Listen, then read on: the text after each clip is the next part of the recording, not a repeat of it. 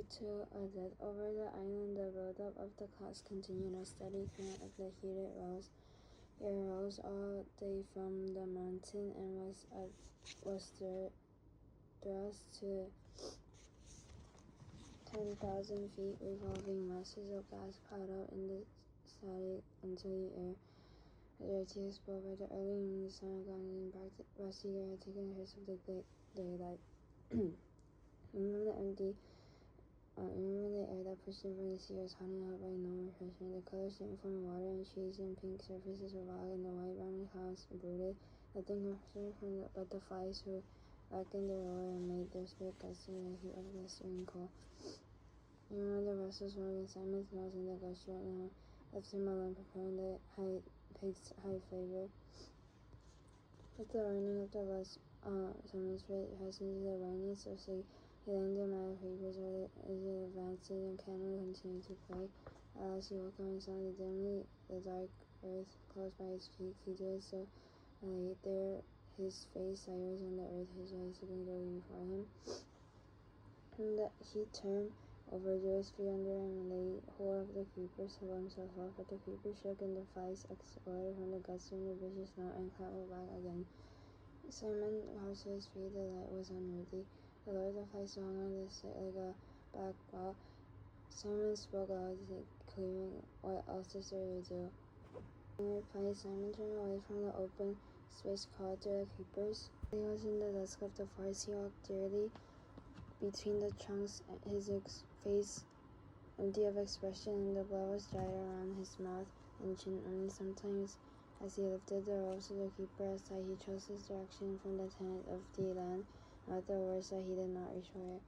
Presently the creepers passed in the trees less than frequently, and there was scattered pearly light from the sky drawn from the trees. This was the backbone of the island, the slightly higher land that lay beneath.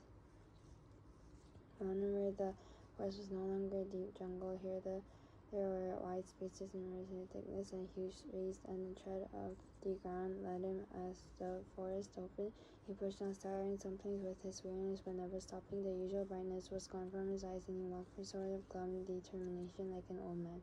A buffet of winds made him stagger, and he saw that he was out in the open on rock under a vasty sky. He found his legs were weak, his tongue giving him pain all the time.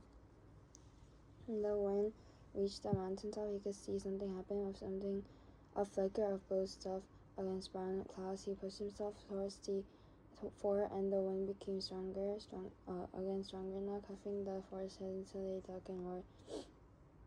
Simon saw a humped thing suddenly sit up on the top and look down, and he hid his face and toiled on. The flies had found the figure too. The lifelike movement scared him off for a moment, so that they make a dark cloud around the head.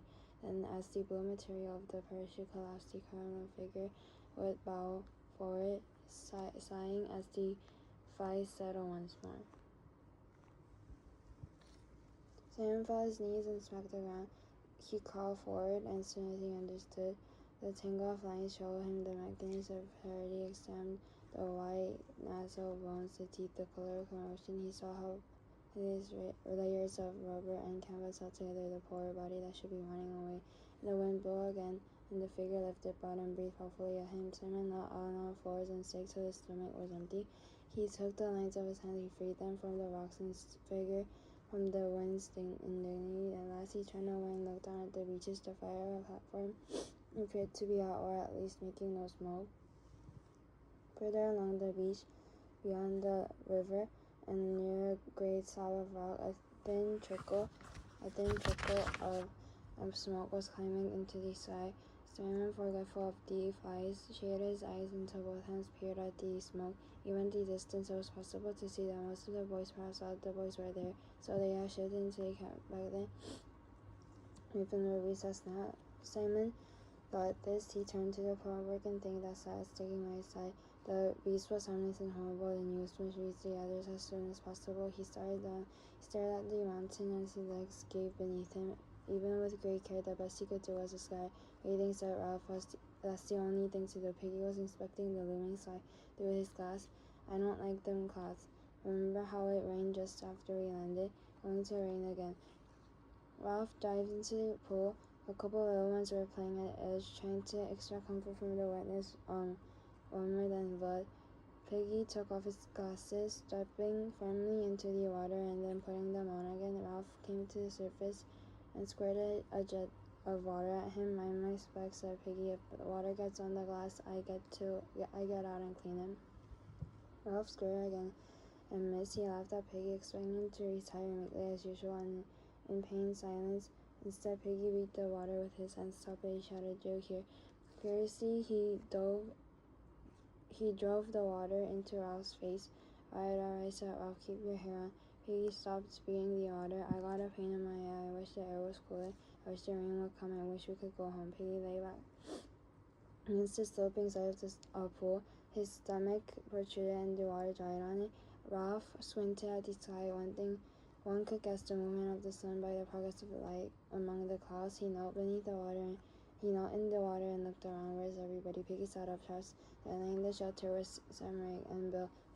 Piggy pointed beyond the platform. That's where they gone, Jack's party. Nothing goes, said Jack. Ralph, and easily, I don't care, just for some meat and for hunting, said Ralph wisely, and for pretending to be a shy and putting on a war point. Piggy stirred under the sand.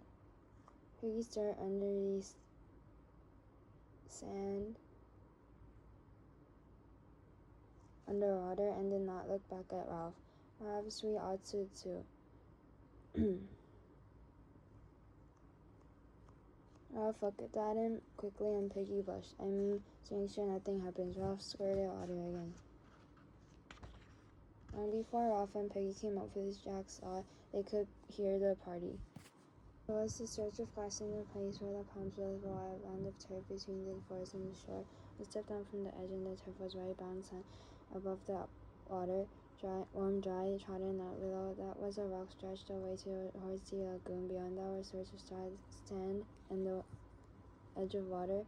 The fire burned in the rock and fat dripped down from the roasting pavement into invisible flames. All the boys in the island, except Piggy, Ralph, Simon, and the two tending the pig, were grouped on the turf. They were laughing, singing, lying, swatting, and standing on the grass, holding their food in the hand, but to judge by the greasy pieces of meat was almost done, and some held coconut shells in the hand were drinking from them. The birthday party started.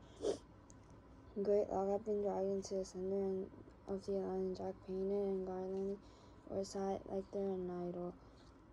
There were piles of meats on green leaves near him, and fruit and coconut shells full of drink. Piggy and Ralph came to the edge of grassy platform, and the boys, as they noticed them, fell silent one by one till only the boy next to Jack was talking. And the silence intruded even there, and Jack turned where he sat.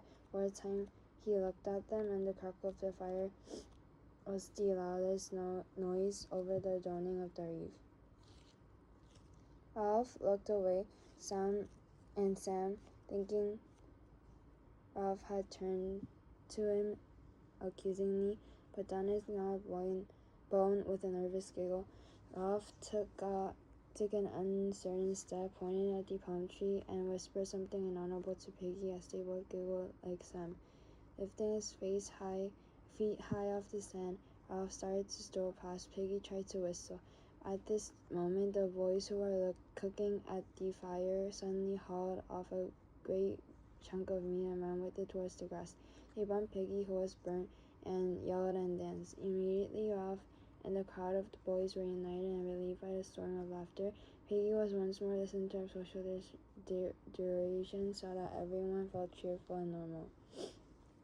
Jack stood up and waved his spear. Take them some meat. The boys with the spit gave Ralph and Piggy each a succulent chunk. They took the gift dribbling, so they stood and ate beneath a sky of thunderous brass that rang with the storm coming. Jack waved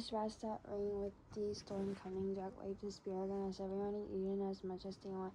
There was still food sizzling on the wooden spits, heaved on the green platters. Betrayed by his stomach, Piggy threw a pig's bone down the beach and stooped for more. Jack spoke again impatiently. Has everybody eaten as much as they want?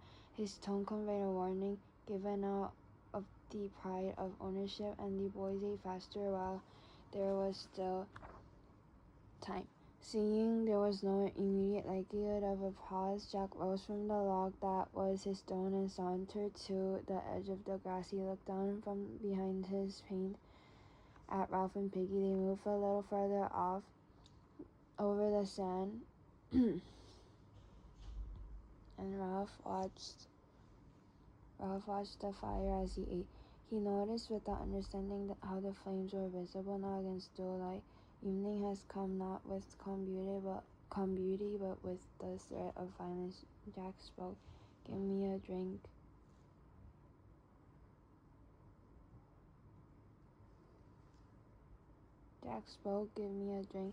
Henry brought him a shell, and as he drank,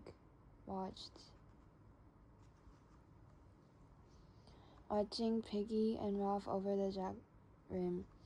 Power lay in the brown soil of his arms. Authority sat on his shoulder and chattered in his ear like an ape. I'll sit down. The boys ranged themselves and rose on the grass before him, but Ralph and Piggy stayed a foot lower, standing on the soft sand. Jack ignored them for a moment, turned his mask down to the seated boys and pointed at them with the spear. Who's going to join my tribe? Ralph made a sudden movement and that became a stumble. Some of the boys turned toward him. I gave you food, said Jack, and my hunters will protect you from the beasts who will join my tribe. I'm chief, said Ralph, because you chose me, and we were going to keep the fire going. Now you run after food.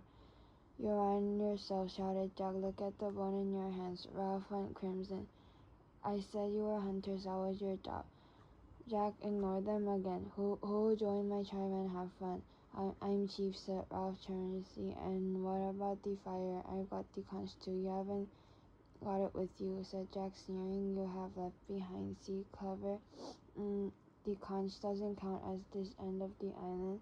All at once, the thunder struck. Instead of dull boom, there was a point of impact in the explosion. The conch counts here too, said Ralph.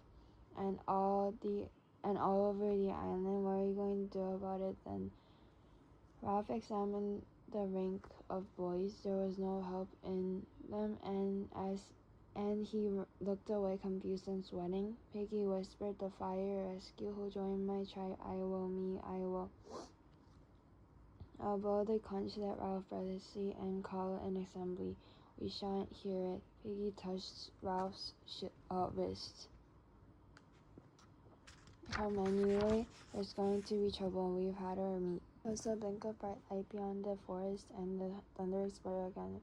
Said a little one started to whine. Big drops of rain fell among them, making individual sounds when they struck. We're going to be a storm, said Ralph, and you'll have rain, like when we dropped here. Who's clever now? Are your shelters? What are you going to do about that? The hunters were looking uneasily at the sky, flinching from the stroke of the drops. A wave of relentlessness set the boys swaying and moving aimlessly. The flickering light became brighter as the blows of the thunder were only just bearable.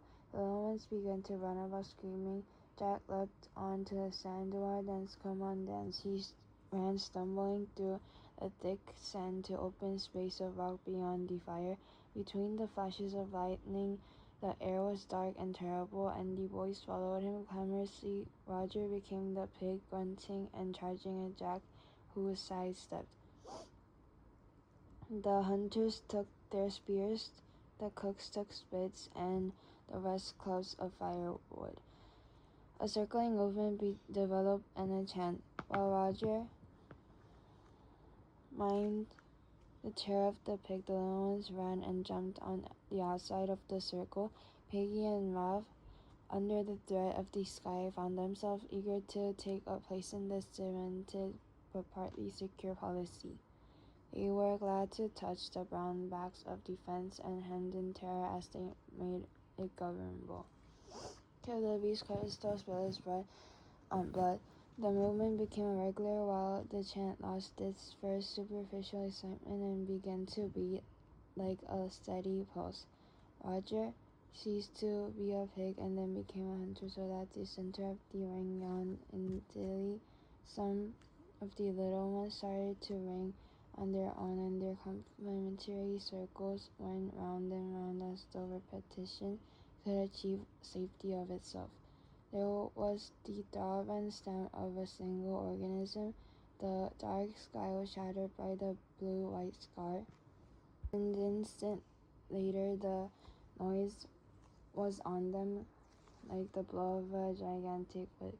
The chant rose a tone in agony. Kill the beast, cut his throat, spill his throat. And now the terror rose. Another desire, thick, urgent, blind. Kill the beast, cut his throat, spill his blood. Again the blue-white scar jacked above them, and the sonorous explosion beat down. The little ones screamed and wondered about the fleeing from the edge of the forest, and one of them broke the ring of the big ones in his terror. Him, the circle became a horseshoe. A thing was crawling out of the forest, dipping darkly, uncertainly. The shrill screaming that rose before the beast was like a pain. The beast stumbled into the horseshoe. Kill the beast, cut his throat, spill his blood. The white blue scar was constant, the noise unendurable. Simon was crying out something about a dead man on a hill. Kill the beast, cut his throat, spill his blood to Amen. The sticks fell, and the mouth of the new circle crunched and screamed. The beast was on his knees in the center, his arms folded over his face. He was crying out against the unknowable beast. Noise, something about a body in the hill. The beast struggled forward, broke the ring, and fell over on the sea, engulfed the arms in the sick water. At once the crosshairs after he poured down the rock, leaped onto the beast, screamed, struck, gave, bit, tore. There were no words, no movement, but the tearing of the teeth and claw. The claws opened, and thunder rained like waterfall. The water bounded from the mountaintop, tore leaves and branches from the leaves, poured like a cold shower over the struggling heap of the sun.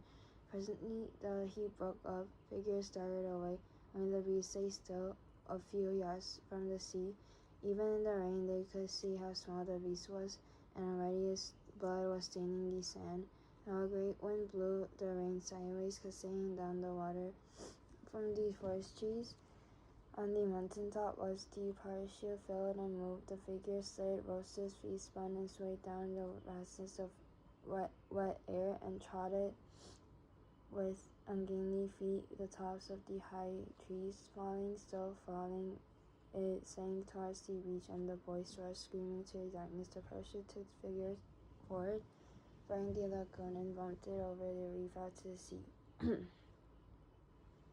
Towards the midnight, the rain ceased and the clouds drifted away, so the sky scared once more incredible lamps of stars, and the rays died too, and there were no noise save the drip of trickled water that ran out of clouds and spilled down leaf by leaf to the brown earth of the island.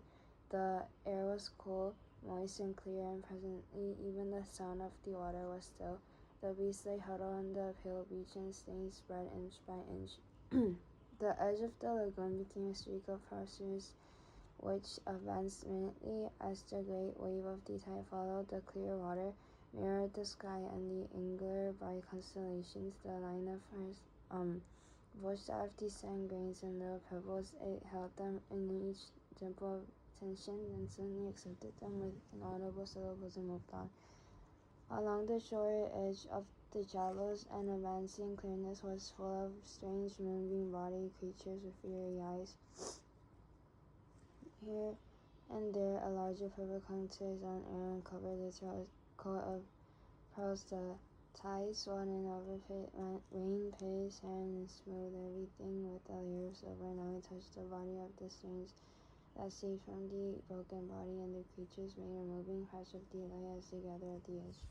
The water rose farther and dressed Simon's coarse hair with brightness. The line of his cheek slither, and the turn of his shoulders became sculptured marble. The strange and tender creatures with their fiery eyes and shining vapors risen around his head.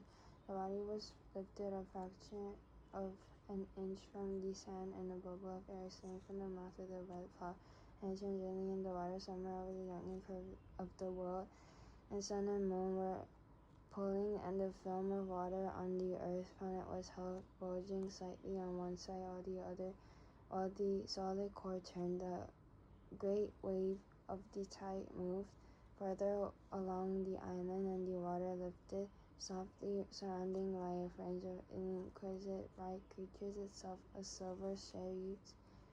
Beneath the steadfast constellation, Simon's dead body moved out towards the open sea.